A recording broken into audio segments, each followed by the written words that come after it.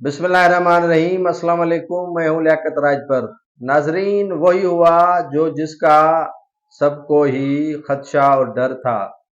पहले नून लीग अदालतों में जाते वक्त ये पटिशनें और अदम एतमाद बेंचों पर किया करती थी। अब पीटीआई ने भी बेंचों पर, अदालतों पर अदम एतमाद का इजहार करना शुरू किया है। जी हाँ, इस्लामाबाद हाई कोर्ट के चीफ जस्टिस आमिर फारूक पर पीटीआई ने अदम एतमाद कर दिया है।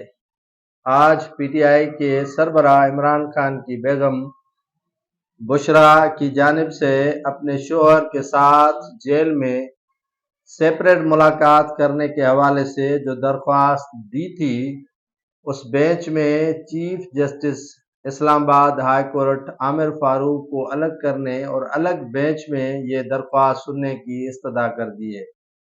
उनके वकील नईम हैदर पंजोता ने मौक़िफ़ अपनाया कि आप जो भी अब तक फैसले दिए हैं वो गैर मुनसिफाना नहीं थे, मुनसिफाना थे और आपसे इंसाफ की तवक्को हम नहीं कर सकते। जिस पर chief justice Islamabad high court ने कहा कि आप मुझ पर गलत इल्ज़ाम लगा रहे हैं, ऐसा नहीं है।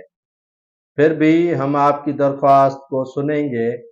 और जिसके बाद जो है चीफ जस्टिस ने इस्लामाबाद सुप्रीम कोर्ट और लाहौर बार एसोसिएशन के सदूर को नोटिस जारी कर दिए हैं। याद रहे कि 2018 में इसी तरह के बेंचेस के अलग होने के लिए मुस्लिम लीग नून जो है वो दरख्वास्तें दिया करती थी।